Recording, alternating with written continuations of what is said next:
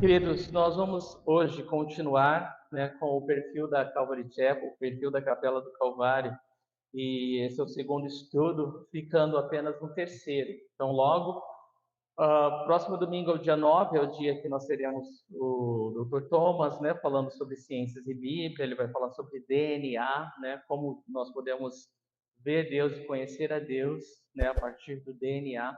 Vai ser impressionante. Vão ser dois temas, distintos, um das 3 às 5 e o outro das 6 às 8.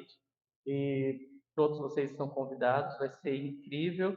E olha, venham cedo, tá? Porque está sendo divulgado em todo canto e tem muita gente interessada. Então, estou avisando para vocês já, se não atrasarem, tá bom? Vai ser uma bênção. E logo após o dia 9, no próximo domingo, nós vamos terminar esse perfil da Calvary, nós vamos concluir esse tema que é bem importante. Nós já estamos falando algumas semanas, falamos sobre o que é ser cristão, depois vimos a missão da Capela do Calvário de São Vicente, nós vimos a semana passada o perfil, começamos a ver o perfil da Calvary Chapel, nós vimos 3 pontos, hoje veremos mais 3 pontos, e no último estudo, depois do dia 9, nós vamos concluir com os últimos 3 pontos. Mas vamos orar antes de nós começarmos. Senhor Jesus, obrigado pela oportunidade que o Senhor nos dá de estar na Tua Palavra esta noite. Nós oramos, ó Deus, e te agradecemos por cada vida aqui presente, que tenha um encontro, Senhor, profundo contigo, se ainda não te conhece, e se já te conhece, Senhor, possam conhecer-te ainda mais. Deus, nosso desejo é crescer na graça e no conhecimento do Senhor Jesus Cristo. Senhor, isso a cada dia das nossas vidas, Deus. Então, faz algo novo, Deus, em nossas vidas e nossos corações hoje. Nós te louvamos, nós te bendizemos e te damos toda a glória, em nome de Jesus. Amém. Queridos, muito bem. Bom, como nós vimos, nós temos visto essas 3 perspectivas, resgatando a essência, querendo entender o propósito de Deus nas nossas vidas, como nós podemos funcionar como membros do corpo de Cristo, como nós podemos expressar e utilizar os dons que o Espírito Santo tem nos dado, de forma a abençoar os nossos irmãos, a edificar o corpo de Cristo, a ser útil e ter um propósito, na vida, e acertar os alvos que Deus tem para nós. Então, é por isso que nós estamos falando disso. E nesse tema, o perfil, são características que nos definem como movimento de Deus, como ferramenta de Deus para alcançar vidas. Por que nós somos Calvary Chapel? Por isso que nós, ou Capela do Calvário, por isso que nós estamos falando sobre isso, tá? Existem algumas coisas, Nós temos um respaldo bíblico no que cremos e no que fazemos, e é importante conhecer porque muita gente não sabe o que é a Calvary Chapel, qual o propósito, por que nós não nos unimos à igreja da esquina e fazemos, o que eles fazem, ou não somos uma denominação, ou não somos uma presbiteriana ou batista. Nós cremos que Deus ama todas as igrejas, que tem igreja para todos os gostos, cremos que Deus se manifesta, e usa quem Ele quer, como Ele quer. Mas nós entendemos claramente, o propósito de Deus ao gerar esse movimento Calvary Chapel e o propósito que Ele tem para nós no corpo dele. Amém? Então é isso que nós queremos, que você passe a ter esse conhecimento e seja abençoado por isso. O primeiro ponto dessa noite, bom, eu vou falar os pontos que nós vamos cobrir. Nós vimos o que significa ter um perfil, nós vimos o modelo de Deus para a igreja, que se baseia no livro de Atos dos Apóstolos, é ali que nós baseamos o que fazemos como igreja. Uma das características centrais ou principais nossa é a centralidade em Jesus Cristo, isso seja na palavra, no louvor, em tudo que fazemos, Nós vimos isso semana passada, dízimos e ofertas e ministério infantil e tudo mais.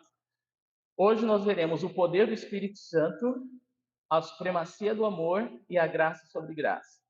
E faltando então para nosso último estudo, a prioridade da palavra de Deus, a soberania de Deus e o livre-arbítrio do homem e o arrebatamento da igreja. Esses serão os 3 temas finais, tá? Mas vamos começar hoje falando do poder do Espírito Santo. E nós vamos falar a princípio daquilo que está escrito no livro de Atos dos Apóstolos, capítulo 1, versículo 8.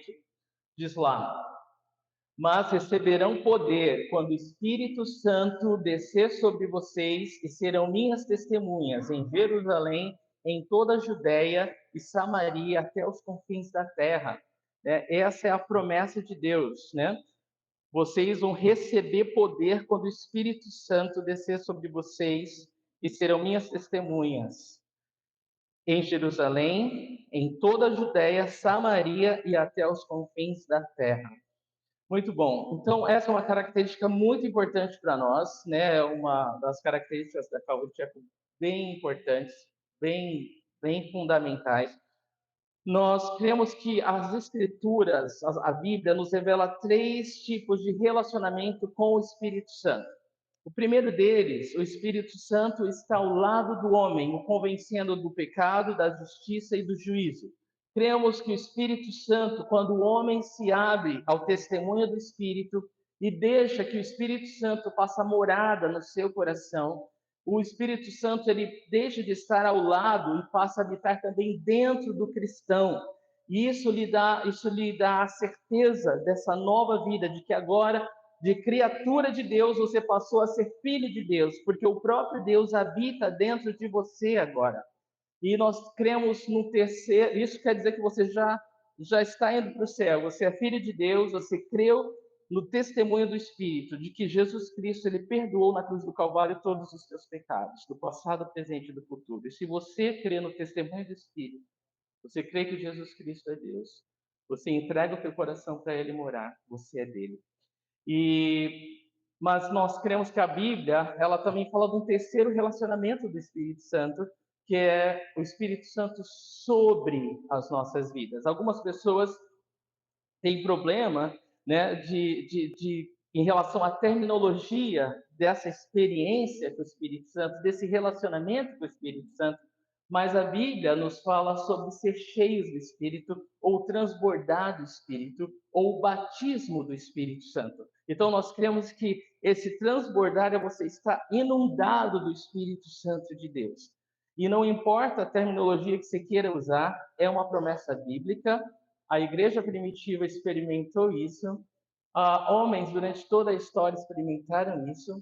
E nós podemos experimentar isso hoje. É uma bênção de Deus esse transbordar do Espírito Santo. É a forma que o Senhor nos dá poder para sermos suas testemunhas, poder falar do seu amor, poder amar com o amor de Deus, poder perdoar as pessoas, poder viver como família, como comunidade, poder ser testemunha, como diz o versículo, Jerusalém, Judeia, Samaria, até os confins da terra. Testemunha fala do que vê, testemunha fala do que ouve, testemunha fala do que experimenta. Deus nos dá poder, através do seu Espírito Santo, para sermos testemunhas dele no mundo doente, no mundo caído, no mundo perdido. E nós podemos falar, comunicar, tocar o mundo. Né? Deus toca o mundo através do seu corpo, da sua igreja, através do poder do Espírito Santo. Então, é uma experiência tremenda, é uma experiência importante, é uma experiência que é para todo cristão, ou seja, para todos que crê, é para todos que já têm o Espírito Santo habitando no seu coração. E é uma pena que muitos cristãos não experimentam essa graça, esse poder, né, essa promessa, por simplesmente se fechar a essa promessa, né, de não querer crer nessa promessa. Então, nós vamos mergulhar em alguns versículos que falam dessas 3 experiências, tá bom? Eu quero falar, a princípio, do testemunho do Espírito ao lado do homem. Vamos ler João 16, versículos de 8 a 11. Diz lá: quando ele vier, o Espírito Santo, ele convencerá o mundo do pecado, da justiça e do juízo. Do pecado, porque os homens não creem em mim, da justiça, porque eu vou para o Pai e vocês não me verão mais, e do juízo, porque o príncipe deste mundo já está condenado. Então veja, o Espírito Santo ele convence o homem. Quando fala aqui que ele convence do pecado, ele está nos falando: você é pecador, você não tem como chegar ao céu sozinho, você precisa de ajuda, você precisa de um Salvador. Se renda, renda-se a Jesus Cristo, reconheça que Ele é Deus, reconheça que Ele veio salvar você, reconheça que na sua própria força você não pode chegar ao céu, você é pecador e o céu não habita pecado.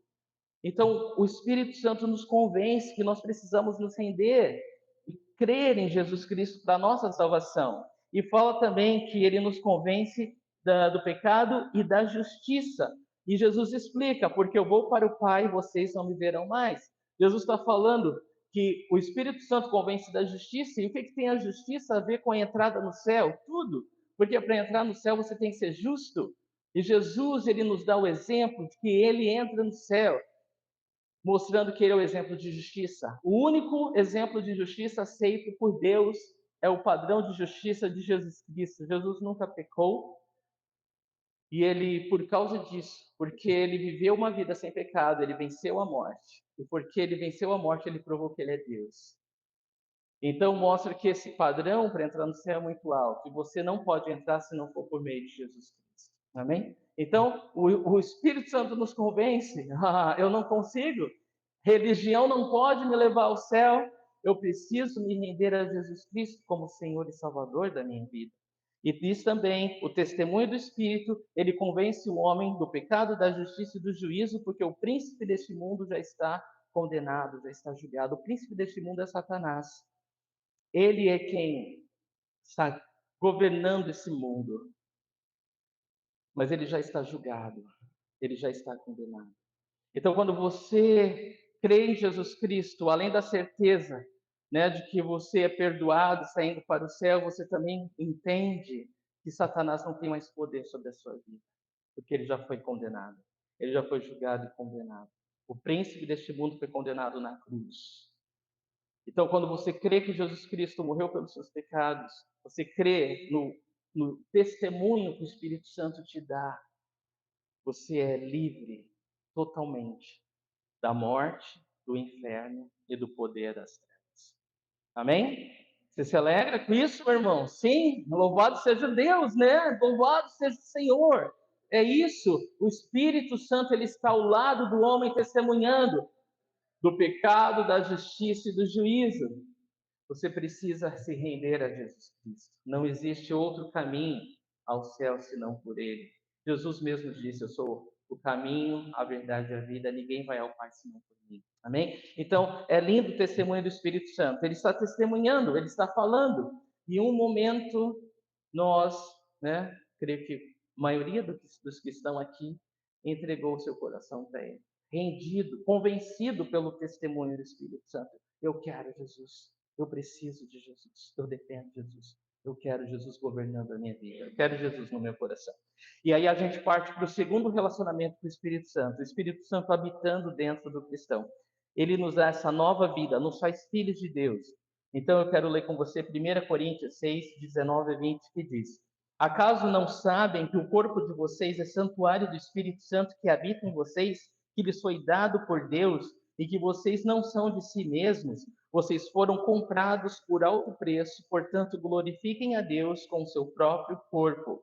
Então, a partir do momento que nós criamos Jesus, o Espírito Santo faz morada em nós. Nós não somos mais nós, mas nós pertencemos a Deus agora. Fomos comprados por um alto preço, o preço do sangue de Jesus Cristo, derramado na cruz do Calvário em nosso favor. E nós temos ainda uma terceira experiência, que é a experiência do Atos 1:8, né, do Espírito sobre nós, e que nós lemos, né, ali no versículo 8 e em outras passagens também. Eu quero ler em Atos 1, versículos 4 e 5. Atos 1, versículo 4 e 5, que diz assim: certa ocasião, enquanto comia com eles, Jesus deu-lhes esta ordem: não saiam de Jerusalém, mas esperem pela promessa do meu Pai, da qual lhes falei. Pois João batizou com a água, mas dentro de poucos dias vocês serão batizados com o Espírito Santo. Então Jesus ele fala desse terceiro relacionamento com a pessoa do Espírito Santo. Aliás, importante dizer, o Espírito Santo é Deus, amém? O Espírito Santo é Deus, é a terceira pessoa da Trindade. Isso não significa que ele é inferior ao Pai ou ao Filho, não. Isso é uma questão de ordem. Nosso Deus é um Deus de ordem, e a ordem é essa: Pai, Filho, Espírito Santo. É a mesma substância, diferentes pessoas, tudo bem? O nosso Deus é trino, porque ele é três pessoas, um só Deus. Amém? Três pessoas, um só Deus. É um Deus trino. Muito bem. Então, falando da promessa de ser cheio do Espírito de Deus, Nós podemos ler aqui em Atos 1, 4, 5. Certa ocasião, enquanto comia com eles, deu-lhes esta ordem: não saiam de Jerusalém, mas esperem pela promessa do meu Pai, da qual lhes falei, pois João batizou com a água, mas dentro de poucos dias vocês serão batizados com o Espírito Santo. Falando desse inundar, desse transbordar, dessa imersão no Espírito Santo de Deus. E aí nós lemos em Atos, capítulo 2, versículo 39. Pois a promessa é para vocês, para seus filhos e para todos os que estão longe, para todos quantos o Senhor, o nosso Deus, chamar. Então, é uma promessa e é para todos que creem. Amém? Você crê nisso? É uma promessa de ser inundado no Espírito Santo de Deus, que é para todos que creem. Muito bem, isso não é apenas para os apóstolos, não é apenas para a igreja primitiva. E isso nos capacita para testemunhar, é o que nós lemos no versículo 8 do capítulo 1 de Atos, né? Vocês vão ser minhas testemunhas quando vocês receberem poder, né? O Espírito Santo descer sobre vocês. Então nós precisamos, irmãos, desse poder, desse transbordar do Espírito de Deus, para podermos servir o Senhor, para falar do amor de Deus, para testemunhar Jesus. Essa era uma característica principal na igreja primitiva. Lembra lá quando eles selecionaram diáconos para servir as mesas? O que eles tinham que ter? Qual era a primeira característica? Tinham que ser pessoas muito inteligentes, muito fortes, muito bonitas. Não, eles tinham que ser cheios do Espírito Santo. Era só isso que eles precisavam, porque a obra é de Deus. E se nós não estivermos cheios de Deus, a obra não é dele, é do homem. Não é verdade? Ninguém vai ver Deus, vai ver o homem. Ninguém vai glorificar Deus, vai glorificar o homem. Então nós precisamos ser cheios do Espírito Santo de Deus se queremos fazer a obra de Deus, né? E aliás, é premissa de Deus nos encher do Espírito Santo para que a sua obra seja feita, né? Então é dessa perspectiva que nós devemos olhar. Muito bem. E quando não é de Deus, você sabe, né? Quando o homem tenta produzir a obra de Deus, você vê murmuração, você vê ah, explosões, né, carnais, você vê muita coisa triste, né? Muita coisa que não tem nada a ver com Deus. Não há alegria, não há paz, né? Não é atraente, né? Mas quando é de Deus, é glorioso. Todos querem fazer parte, porque nós amamos Jesus e queremos fazer o que Jesus faz, né? Quando Deus está se movendo em alguma obra, nós amamos nos juntar a Ele, né? Queremos fazer parte dessa obra.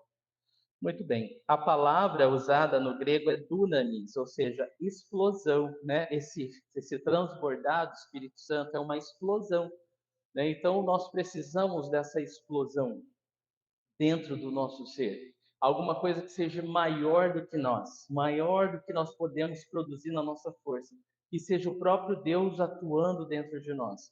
Como vai se manifestar é diferente em cada pessoa, não existem regras. Algumas pessoas vão falar em línguas, outras profetizar. A própria palavra de Deus no livro de Atos dos Apóstolos mostra 8, 9 diferentes situações em que os discípulos foram cheios do Espírito Santo e nenhuma delas é igual à outra.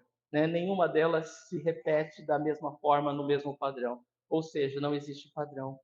Né? Pode ser que a sua experiência seja maravilhosa, você cante louvores, né, hinos espirituais numa língua que você nem conhece. Pode ser que simplesmente você louve a Deus com a sua própria língua. Pode ser que o Senhor possa trazer profecias através da sua vida. Pode ser que não exista uma manifestação visível, mas aqui dentro existe uma explosão, né? Uma paz, uma certeza do amor de Deus, uma certeza de que Ele te escolheu, que Ele te ama, que você é dele e que você se sente seguro mesmo no meio do Afeganistão falando de Jesus, sabe? Essa paz, esse tipo de explosão, nós precisamos disso, irmãos. É desse tipo de explosão que nós precisamos para fazer a obra de Deus. É desse tipo de explosão que tem que acontecer para que Deus seja glorificado através das nossas vidas ou do serviço que queremos prestar a Ele. Essa é a obra de Deus em nós e através de nós. Muito bom. Bom, Você veja que aqui em Atos 1, de 4 a 5, Jesus pede para que os discípulos esperassem até que do alto eles fossem cheios do Espírito Santo, não é? Para que essa obra pudesse ser verdadeiramente de Deus e não do homem. Eles não conseguiriam fazer essa obra sem essa explosão. Eles não conseguiriam fazer a obra de Deus e testemunhar do amor de Deus sem que o Espírito Santo estivesse os movendo ou transbordando sobre a vida deles. É impossível fazer a obra de Deus na nossa própria força. Bom, se você não teve essa experiência, ela é para você, ela é para todos os que creem. Você pode recebê-la pela fé, e eu te digo isso com base nas Escrituras. No Evangelho de Lucas, capítulo 11, versículos de 11 a 13, nos diz: Qual pai entre vocês, se o filho lhe pedir um peixe, em lugar disso lhe dará uma cobra? Ou se pedir um ovo, lhe dará um escorpião? Se vocês, apesar de serem maus, sabem dar boas coisas a seus filhos, quanto mais o Pai que está nos céus dará o Espírito Santo a quem o pedir. Então, se o seu filho, você que é pai e mãe, se o seu filho te pedir um peixe, um ovo, você não vai dar uma cobra, um escorpião para ele no lugar, né? Vai, não. Eu acho que eu não conheci um pai ou uma mãe que fizesse isso. Não, imagina. E Jesus fala, a palavra de Deus fala, se nós que somos maus sabemos dar coisas boas para os nossos filhos, quanto mais o nosso Pai Celestial que está nos céus, que é perfeito em amor, que é perfeito em cuidado, Ele vai nos dar o Espírito Santo se nós o pedirmos. Amém? Você veja, se Ele é o nosso Pai, é porque nós somos seus filhos e o Espírito Santo já habita dentro de nós. E é para nós que cremos, que estamos indo para o céu, que temos esse relacionamento com o Espírito Santo, sabemos da filiação de Deus como Pai. É para nós essa promessa. Nós podemos ser cheios, nós podemos transbordar. Deus tem muito mais para nós. Transbordar do amor de Deus, do poder de Deus, para sermos testemunhas dele nesse mundo. Nós queremos isso. Deus, ele deseja nos abençoar dessa maneira. Amém? Muito bom. Agora nós vamos falar sobre a supremacia do amor. Outra característica para nós, além do poder do Espírito Santo para fazer a obra de Deus, nós também cremos na supremacia do amor. Nós cremos que o amor é o caminho excelente. Nós cremos que o amor ele supera todos os dons espirituais. Paulo, o apóstolo Paulo, disse que esse é o caminho excelente, logo após descrever uma lista de dons e de manifestações do Espírito Santo.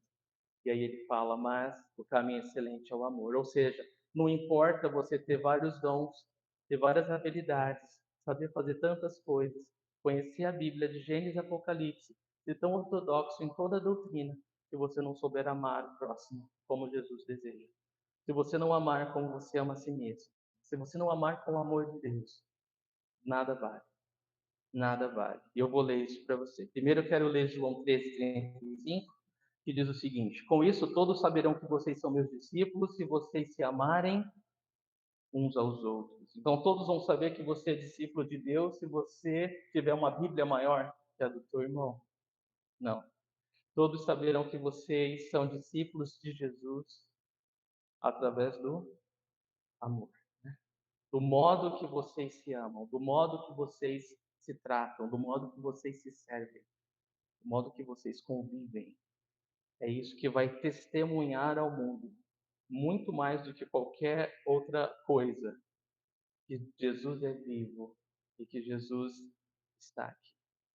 Amém? Então, essas são as palavras do próprio Senhor Jesus.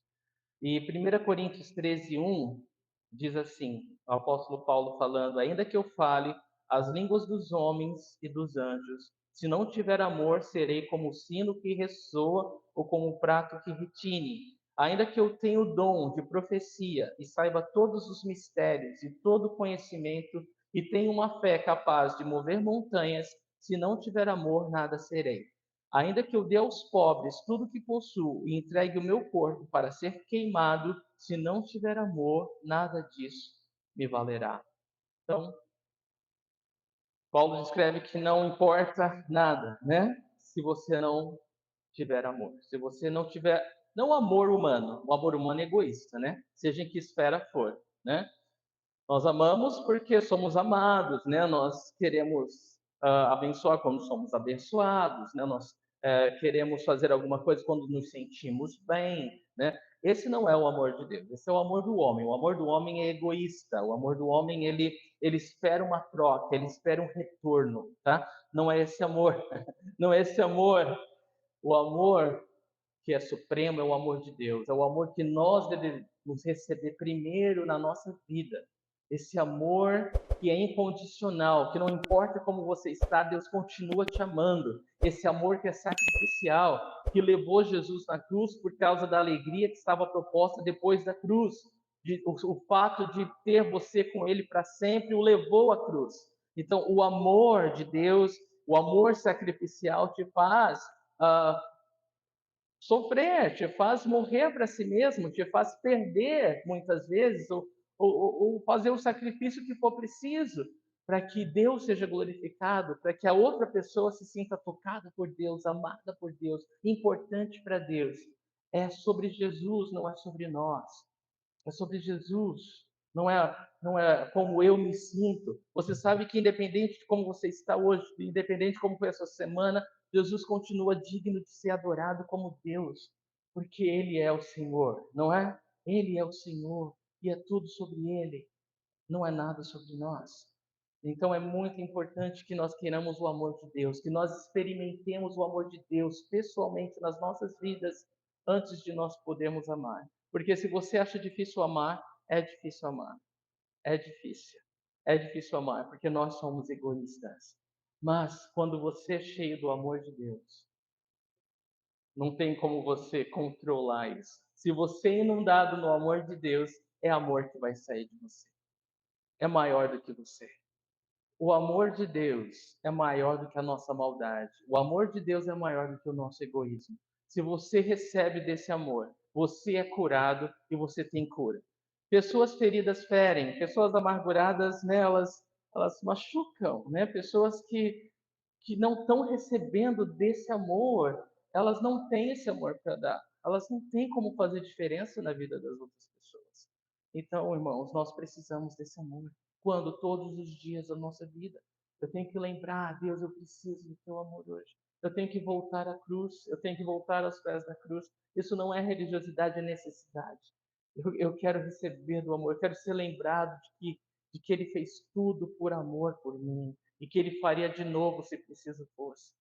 E quando eu estou cheio desse amor, eu posso amar. Quando eu estou cheio desse amor, eu posso ter alegria independente das circunstâncias. Quando eu estou cheio desse amor, tudo muda. Não importa a luta que eu esteja passando, eu encontro forças para passar.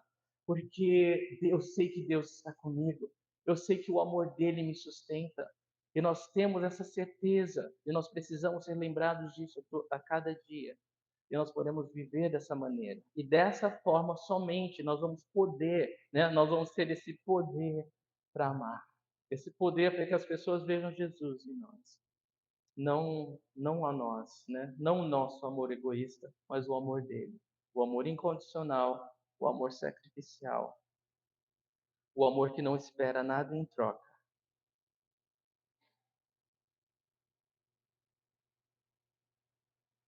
Muito bem.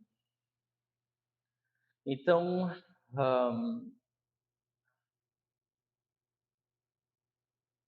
a gente crê que mais do que qualquer outra coisa, o amor ele é supremo, né? O amor ele é supremo. Se torna uma necessidade nossa diária, né? Receber do amor de Deus para fazer qualquer coisa para Ele, para viver. Uma doutrina errada Deus muda no segundo, mas uma atitude errada pode custar uma vida inteira para aquela pessoa, né, ser restaurada. Então, mais importante do que qualquer coisa é amar. As pessoas elas vão esquecer o que você fala para elas muito rapidamente, mas elas vão sempre lembrar de um gesto de amor que você fez. Seja um funeral, né, que você foi, né, de um parente, seja um momento de necessidade, uma oração que você foi de encontro a ela, um momento difícil. As pessoas elas vão lembrar das suas atitudes de amor, muito mais do que blá blá blá. nós falamos. Nós podemos falar as coisas certas, mas nosso coração pode estar errado. Então, o mais importante do que falamos é o que fazemos, amém? O maior desejo de Deus é que sejamos capazes de experimentar do seu amor, porque recebendo do seu amor nós podemos amar as pessoas conforme a sua vontade. Bom, em João 13:34 nós lemos o seguinte: um novo mandamento lhes dou, amem-se uns aos outros como eu os amei, vocês devem amar-se uns aos outros. E como foi que Deus nos amou? De forma sacrificial e incondicional. É esse amor que nós queremos. 1 João 4,20: se alguém afirmar eu amo a Deus, mas odiar seu irmão é mentiroso, pois quem não ama seu irmão, a quem vê, não pode amar a Deus, a quem não vê. Ele nos deu este mandamento: quem ama a Deus, ame também seu irmão. Então não dá para falar que eu amo a Deus, mas eu não amo a igreja de Deus, né?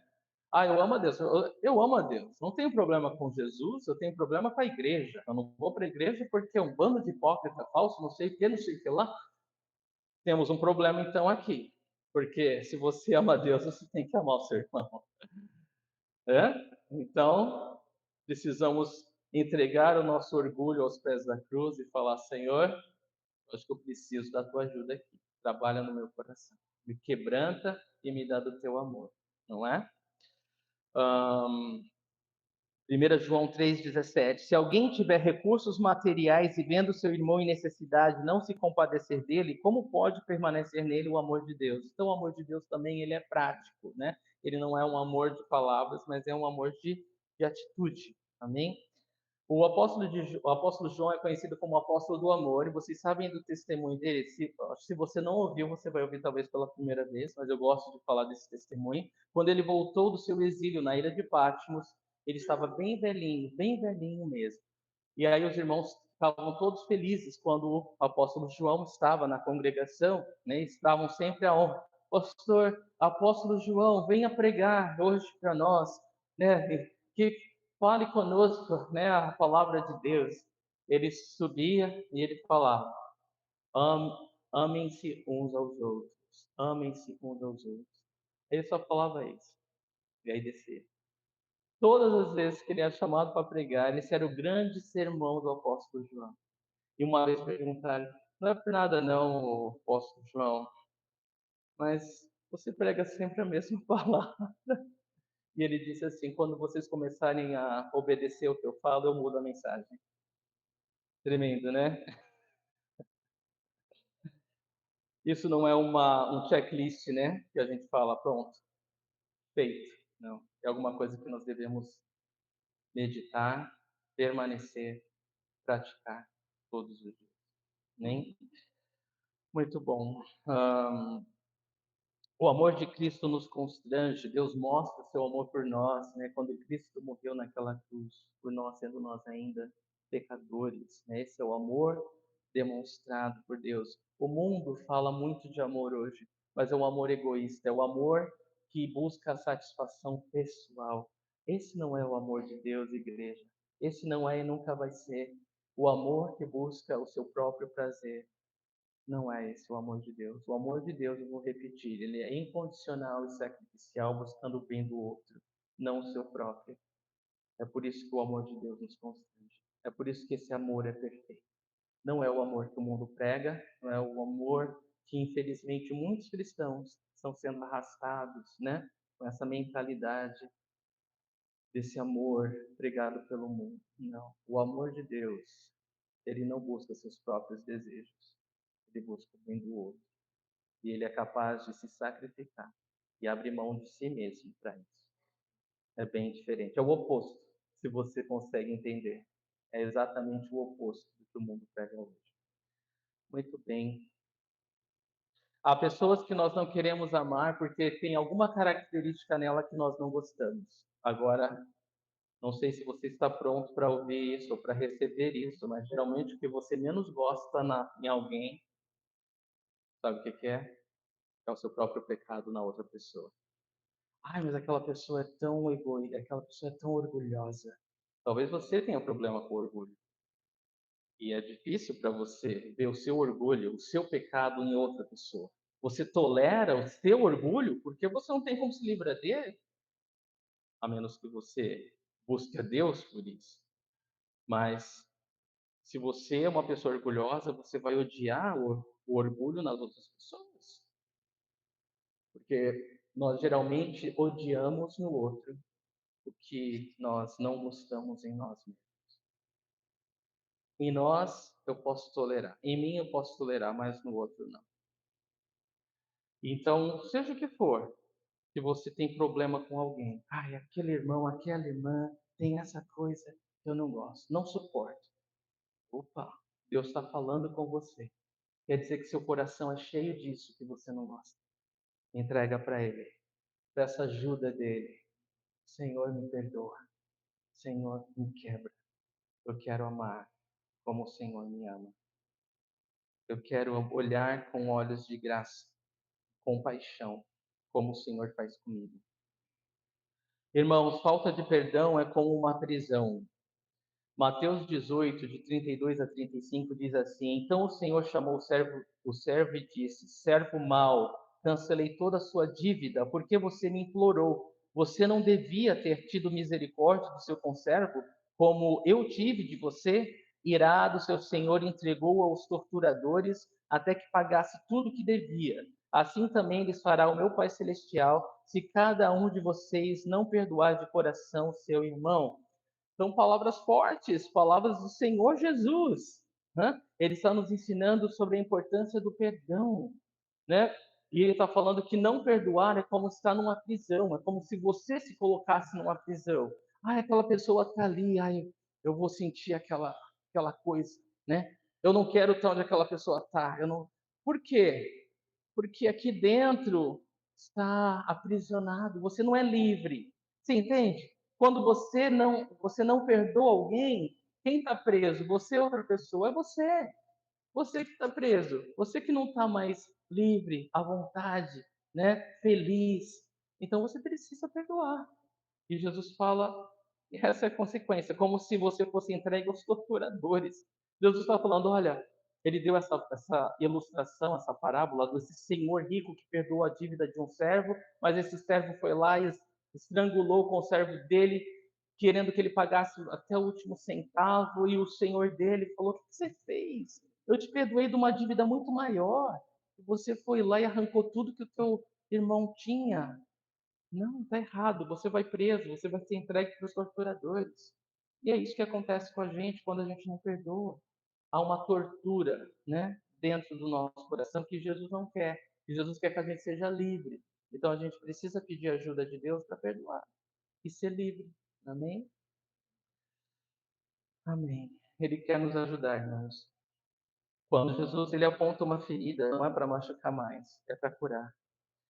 João 15, versículos 16 e 17. Vocês não me escolheram, mas eu os escolhi para irem darem fruto, fruto que permaneça, a fim de que o Pai lhes conceda o que pedirem em meu nome. E este é o meu mandamento: amem-se uns aos outros. Peça ao Senhor e o Senhor vai conceder.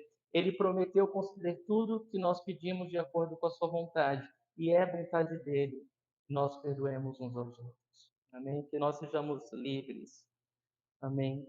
João 17, versículos 22 e 23. Deles a glória que me deste, para que eles sejam um, assim como nós somos um. Jesus falando ao Pai.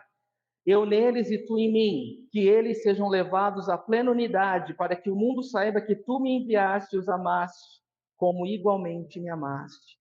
Olha só, Jesus, ele ora ao Pai, para que o mundo saiba que nós somos amados por Deus, da mesma forma que o Pai ama seu Filho. Jesus está orando ao Pai, que o mundo saiba dessa comunhão perfeita, dessa unidade perfeita, desse amor perfeito. E como que o mundo vai saber? Através da nossa unidade, do nosso amor. Quando você receber do amor de Deus, o amor de Deus por você é o mesmo amor que ele tem por Jesus. Três vezes as escrituras sagradas nos revelam que uma voz do alto foi ouvida: este é meu filho amado em quem me agrado. Esse é meu filho amado, em quem tenho prazer. Esse é meu filho amado.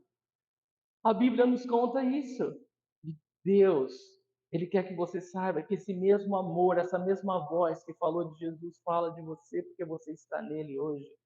O amor de Deus por você é o mesmo. Como que nós podemos lidar com um amor tão grande? Quem sou eu, Senhor, para que o Senhor me amasse de tamanho tão glorioso? Nunca vai ser por mérito, irmãos. Nunca vai ser porque você merece esse amor. Nós não merecemos esse amor, mas Deus escolheu nos amar. E da mesma forma, Ele espera que nós escolhemos amar. Amor bíblico não é sentimento. Amor bíblico é atitude. Você escolhe. Você escolhe. Você escolhe amar. E nós devemos andar nesse amor. Ou seja, escolher a cada dia andar nesse amor. Amém? E o último item da noite é graça sobre graça. Essa é uma das características também. Todas as características são importantes para nós como Calvary Chapel, mas essa também é muito importante para nós. Graça sobre graça. Eu, particularmente, irmãos, vocês sabem disso, eu já cansei de contar essa história, mas quando eu conheci a Capela do Calvário, era um estudo. O pastor Tim estava ensinando numa quarta-feira à noite sobre a vida de Davi, e eu me sentia assim, que eu não estava fazendo o suficiente para Deus. Eu sentia que eu era um galho cortado, porque da onde eu vinha falavam, olha, se você não fizer mais, Deus não vai aprovar você. Se você não for mais a igreja, ou ler mais a Bíblia, ou orar mais, ou fazer alguma coisa para merecer o favor de Deus, essa semana você vai morrer e vai descobrir que o céu que você quer ir é quente demais. E aquelas palavras eram pesadas demais, né? Eram palavras que não tinham graça nenhuma, se você pode perceber. Eram palavras de condenação, eram palavras, né, de realmente, né, como se o nosso relacionamento com Deus fosse baseado por obras, né, e não por graça. A Bíblia fala que a lei foi dada por meio de Moisés, mas a graça veio por meio de Jesus Cristo. Então, não dá para você andar com Jesus Cristo e viver debaixo da lei. É impossível. Então, esse é um princípio muito importante para nós. Quando eu ouvi a graça de Deus pela primeira vez, eu nasci de novo, de novo. Eu nasci de novo, de novo. Eu sei que é a história de muitos de vocês aqui. E há alguns privilegiados que já nasceram na graça de Deus, né? Abundando na graça. Né? Se você é um desses, louve a Deus por isso. Você não teve uma má experiência debaixo do jugo da lei, do jugo de homens. Bom, mas Hebreus 13, versículo 9, diz assim: não se deixem levar pelos diversos ensinos estranhos. É bom que o nosso coração seja fortalecido pela graça, e não por alimentos cerimoniais, os quais não têm valor para aqueles que os comem. Então, o autor de Hebreus ele tem que combater, né, algumas heresias, algumas doutrinas falsas que estavam fazendo com que o povo de Deus se sentissem condenados, né, pesados, não agradando a Deus por causa de comida, né? E você sabe que não há limite, né, para trazer condenação sobre a vida uns dos outros. Por isso que a gente precisa conhecer a Bíblia, para a gente estar respaldado, porque é verdade que é mentira, o que é de Deus, o que é de homem. Então, essa característica da graça para nós ela é muito importante, está ligada a todas as outras. Em 1 Pedro 5,12, diz lá: mantenham-se firmes onde?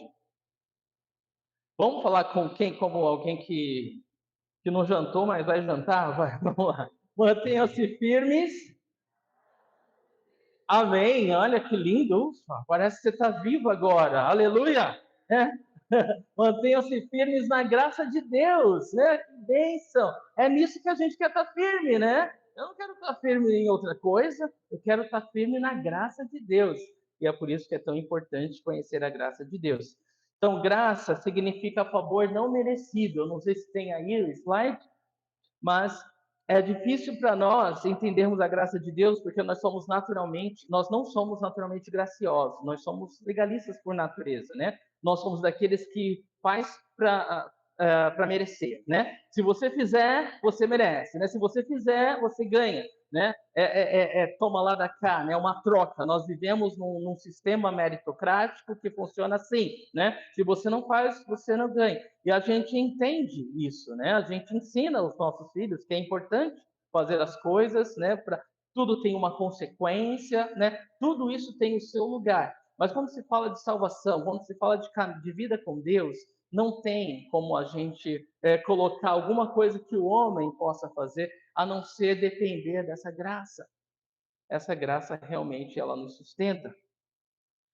E ela é interessante porque na minha experiência ministerial passada, antes de conhecer a capela, era assim, você tinha que fazer vários cursos para fazer alguma coisa, né? Algumas outras áreas era só para os indicados, e tinha um agravante, né? Você, você tinha sempre a impressão de que você não era bom o suficiente para aquilo, né? E isso é muito pesado, isso é muito triste, né? Nós não fazemos alguma coisa porque nós somos bons, né? Se não for a graça de Deus, a mão de Deus, o dom de Deus nas nossas vidas, nós não podemos fazer nada, né? Então não está em nós, né? Não está no homem, né? O mérito para alguma coisa, principalmente em relação às coisas de Deus. Isso tem que ficar muito claro, né? Isso tem que ser muito importante. E então nós não podemos atribuir a Deus essas mesmas coisas que pensamos e fazemos como homens, né? Essa busca por recompensas, né? Ah, não, se eu fizer isso, eu vou ganhar aquilo. Se eu agir assim, se eu vier em todos os cultos, eu vou ter um título, eu vou ter um cargo, eu vou ter um nome. As pessoas vão olhar para mim, elas vão me reconhecer. Eu vou ganhar uma faixa no braço, eu vou ganhar um crachá no peito. Então, são motivações carnais de que não tem nada a ver com a obra de Deus, né? Não tem nada a ver com a graça de Deus. É, ou é pela graça ou não é, né? Ou é pela graça ou é pelo esforço do homem, né? E não dá para fazer a obra de Deus pelo esforço do homem, né? Então é bem importante isso. A Bíblia revela que é somente pela graça que podemos nos achegar a Ele, e de outra forma nenhum de nós teria a mínima chance. Em Efésios, capítulo 2, versículo 8, é muito interessante se você, eu acho que o versículo está errado aqui. Abra a sua Bíblia em Efésios, capítulo 2, versículo 8. Fala ali que nós somos salvos pela fé por meio da graça. Isso não vem de nós, mas é dom de Deus, para que ninguém se glorie, né?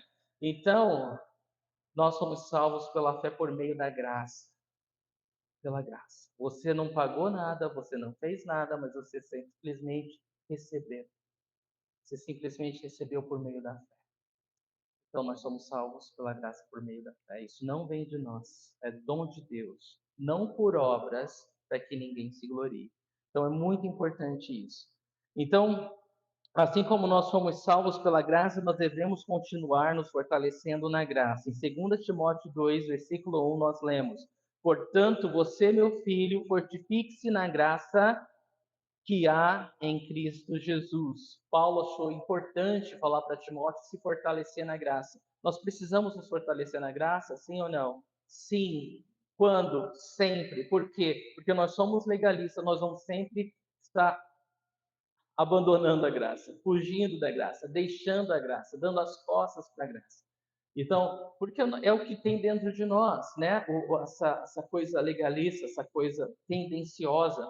Então, nós precisamos estar sempre voltando. Não é por mim, é por causa de Jesus, né? Não foi eu, foi Ele que escolheu, foi Ele que apontou, foi Ele que concedeu, Ele amou primeiro. Então, a gente tem que voltar sempre para o Senhor. A misericórdia do Senhor é a causa de nós não sermos consumidos, né? E nós cremos na restauração do caído e no poder da transformação que segue ao arrependimento. Você concorda comigo? Você crê no poder de Deus que segue ao arrependimento? Eu também creio, né? E é tudo por causa dele. A bondade do Senhor é quem nos leva ao arrependimento, a palavra de Deus. é a graça dele. Ele nos conduz a nos arrepender. E isso é bem importante. Eu ia falar isso, acabei esquecendo. De onde eu vim, né, a minha experiência ministerial passada, sempre que eu quero formular essa frase, ela continua fugindo, mas ela é muito importante. Eu só podia fazer algumas coisas, como eu falei para vocês, se deixassem, né? E o peso era muito grande, né? Para conseguir chegar a fazer qualquer coisa era muito difícil, era muito penoso, né? Você ser digno de alguma coisa, né? Então, entenda o que eu quero dizer. É claro, né, que não era atraente e empolgante, né? Então,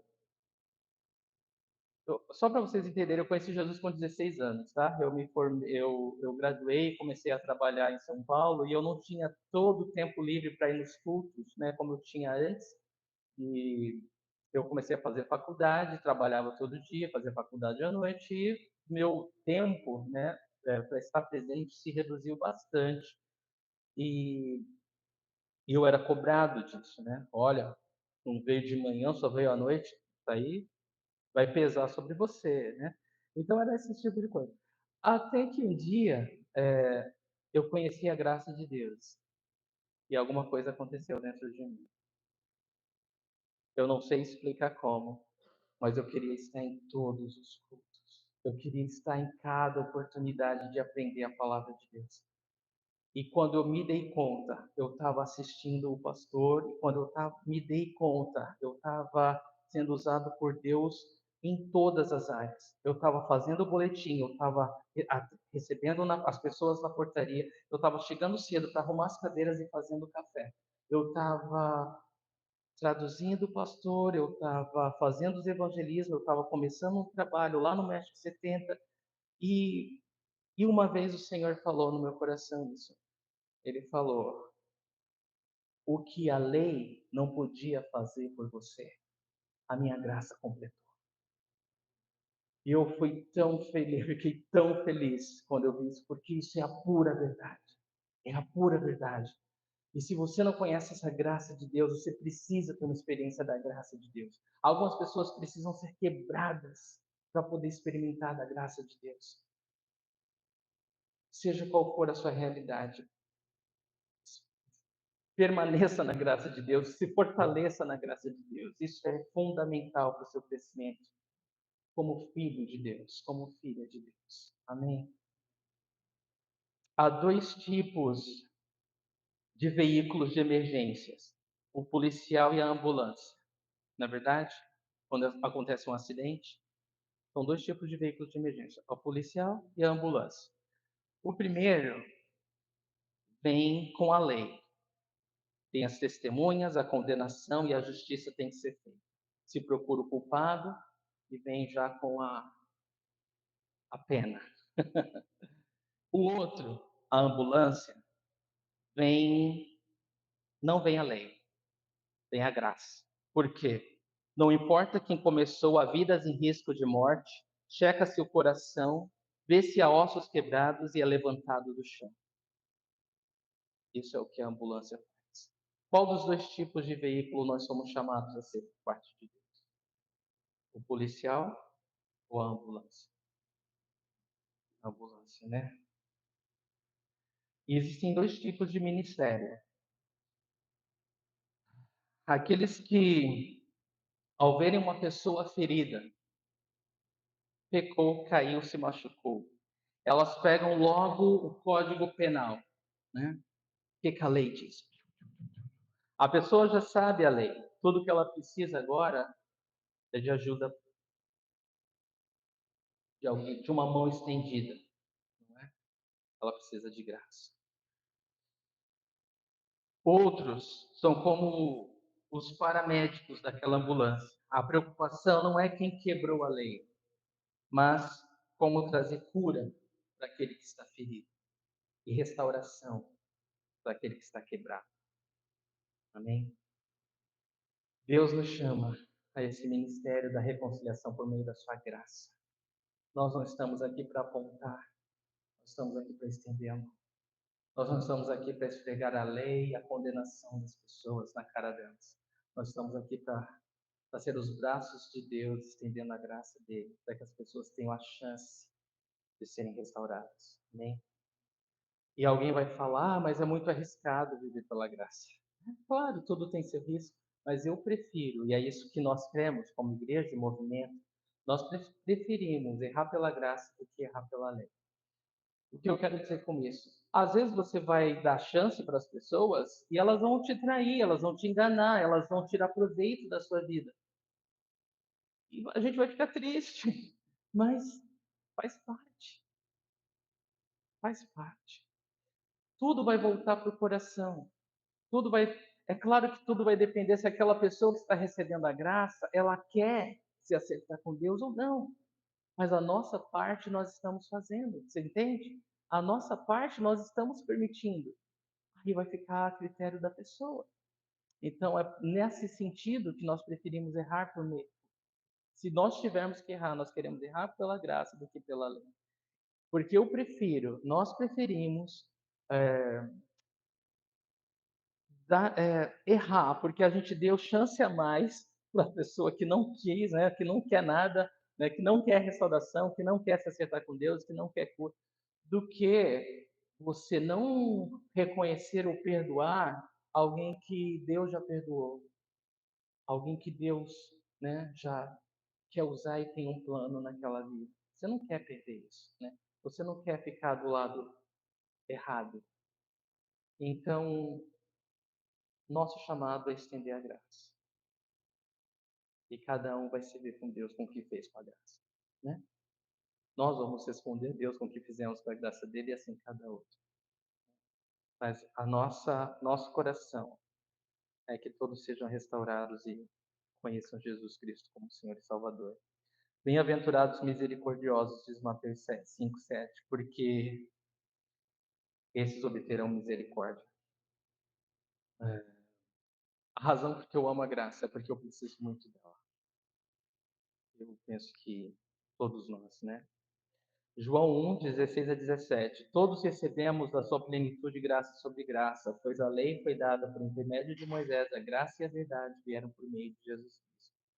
Então é isso. A lei ela serve para trazer as pessoas até Jesus, para lembrar as pessoas que elas não são perfeitas, mas que precisam de um Salvador perfeito.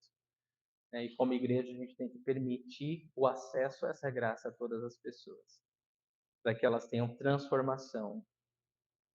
E o arrependimento no coração delas vai ser chave para ter a transformação ou não, né? Mas a gente quer trazer graça, a graça de Deus a todos, para que tenham essa chance. Muito bem. Mateus 7, de 1 a 2, para a gente terminar. Não julguem para que vocês não sejam julgados, pois da mesma forma que julgarem, vocês serão julgados, e a medida que usarem também será usada para medir vocês. Então nós sempre falaremos a verdade, né? Verdade com amor, porque amor sem verdade é hipocrisia, né? E verdade sem amor é crueldade, né? Então nós buscamos sempre o equilíbrio, né? Falar a verdade com amor, para que as pessoas elas tenham a chance de se arrepender e serem restauradas através da graça de Deus. Amém? Esse é onde nós nos firmamos como igreja, como movimento. Amém, queridos? Espero que vocês tenham sido abençoados. Vamos ficar de pé e agradecer ao Senhor. Senhor Jesus, nós te louvamos, nós te bendizemos e te glorificamos, Senhor. Agradecemos pela tua palavra que nunca volta vazia. Senhor, eu não sei quantos aqui, Deus, precisam ser imergidos no teu Espírito Santo essa noite. E eu quero te pedir, Senhor, venha nos batizar com o teu amor. Venha nos imergir no teu Espírito Santo, Senhor. Não importa se já tivemos essa experiência no passado, nós queremos de novo e de novo. Venha como ondas de amor sobre nós, Senhor. Venha como uma avalanche de amor sobre nós, Senhor. Meu Deus, quando que nós sejamos assim, ó Deus, repletos, inundados, ó Deus, soterrados na tua graça, no teu amor, na paz, ó Deus, que excede o entendimento, na certeza que o Senhor nos segura, Senhor, nos fortalece. nos ama, Senhor. Venha sobre nós esta noite, Senhor, o Teu Espírito Santo, Senhor. Queremos viver a liberdade de filhos de Deus, liberdade para Te amar, liberdade para Te servir, liberdade, Senhor, para abrir mão do nosso eu, liberdade, Senhor, para amar de forma sacrificial, para amar a Deus de forma incondicional, liberdade, Senhor, para falar a verdade em amor, Senhor, liberdade, Senhor, para viver a Tua vontade para as nossas vidas, Senhor, e não as nossas próprias, Senhor. Ó Deus, completa a Tua obra em nós essa noite, Deus. Nos inunda, Senhor, nos inunda com Teu Espírito Santo. Eu oro, Senhor, que todos nós tenhamos experiência com a Tua graça, Pai. Senhor, se alguém aqui precisa, Senhor, dessa experiência, aprender a ter mais compaixão do outro, Senhor. Aprender a estender a mão ao invés do dedo, Senhor. Nos ajuda, Senhor. Quebra-nos, Deus. Faz-nos de novo, Senhor, se precisa for. Oh, Deus, nós estamos aqui por Tua causa, Senhor. Te amamos, te queremos, te necessitamos. Somos desesperados por mais de Deus em nossas vidas, Senhor. Senhor, que o amor seja a nossa marca principal, Senhor. Ó Deus, que tudo que fizermos as pessoas possam ver Jesus em nós, Deus. Possamos escolher amar, Senhor. Escolher amar. Nos ajuda, Senhor. Nos ajuda a nos fortalecer na Tua graça essa noite. Que ao tomarmos a ceia do Senhor, Deus, nesse momento, nós sejamos lembrados do Teu grande sacrifício naquela cruz, por amor a nós. Que o Senhor nos amou, ó Deus, e porque o Senhor nos amou, o Senhor se entregou. O Teu corpo foi partido para que nós fôssemos unidos num só corpo, Senhor, por toda a eternidade. Que o Teu sangue foi derramado para que os nossos pecados fossem perdoados, Senhor. Ó Deus, completa a Tua obra em nossas vidas. Se tivermos alguém para perdoar, queremos perdoar, Senhor. Queremos perdoar como o Senhor nos perdoou. Queremos, Senhor, amar como o Senhor nos amou. Senhor, queremos ter um olhar de graça, de compaixão, como o Senhor tem por nós, Senhor. Nos ajuda, Senhor, a representar o Teu reino na terra. Nos ajuda, Senhor, a ser embaixadores de Cristo, Senhor, nesse mundo doente, Senhor. Oh, meu Deus, nos ajuda a brilhar a Tua luz. Eu clamo a Ti, Senhor. Nós queremos tomar essa ceia, Senhor, lembrando que são símbolos, ó Deus, esse copo, Deus, esse cálice e esse pão, Deus, eles são símbolos do Teu amor por nós, são símbolos do Teu perdão por nós, são símbolos, ó Deus, do Teu sacrifício naquela cruz para nos salvar para sempre, para nos dar vitória sobre a morte, vitória sobre o pecado, vitória, Senhor, sobre Satanás, o príncipe desse mundo, Senhor. O Senhor nos deu essa libertação eterna, Senhor. A morte não tem mais poder sobre nós, o inferno não tem mais poder sobre nós, Senhor. Satanás não tem mais poder sobre nós, Senhor. Louvado seja o Teu nome, Senhor. Nós queremos tomar essa ceia, Senhor, com coração grato, com coração em festa, com coração, Senhor, que sim, Deus, lamenta, Deus, as nossas imperfeições, que pede ajuda, Senhor, Deus, mas que olha para Ti, Deus, que não olha para nós, que não olha para o homem, mas olha para Jesus e segue, Senhor. Senhor, se estiver alguém aqui caído, Senhor, se existe alguém entre nós, ó Deus, em condenação, que receba da Tua graça, do Teu perdão essa noite, que levante a cabeça novamente, que firme os olhos no autor e consumador da nossa fé, que é Jesus Cristo, Senhor. Deus, opera em cada coração, opera em cada vida, em cada mente nesse momento, Senhor. Tu tens a liberdade, Senhor. Nós estamos na Tua casa, Senhor, cultuando o Teu nome, Senhor. Tu és o principal aqui, Tu és a razão, Tu és o dono das nossas vidas, Senhor. Então opera, Deus, opera com o Teu poder, com a Tua graça. Restaura as vidas, Senhor. Restaura as vidas. Fala a cada coração que o Senhor não terminou a Tua obra ainda, Senhor.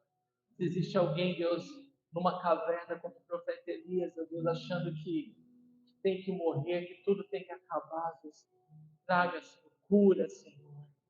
Traga um novo ânimo, Senhor. Traga esperança, Senhor. Volta esses olhos para Ti. Levanta essa cabeça, Senhor. O Senhor é maior do que os nossos problemas, Senhor. A Tua bondade é maior que a nossa maldade, Senhor. A Tua graça é maior que os nossos pecados, Senhor. Ajuda-nos, Deus. Ajuda-nos a voltar a correr a corrida proposta, Senhor. Nós precisamos de soldados, Senhor. A luta é real, Deus. É uma guerra espiritual contra a vida do Teu povo, Senhor. Nós queremos Teu povo de pé, fortalecido, Senhor, marchando, Senhor. Animado, Deus, pelas Tuas promessas, pela Tua força, pelo Teu poder, Senhor. Faz essa obra, Senhor. Faz essa obra, Senhor. Tu és o Deus da cura, Deus da libertação. Toda honra, toda glória e todo louvor é dado a Ti. E se existe algum coração, Deus, que ainda não se firmou na Tua graça, que essa seja a grande oportunidade.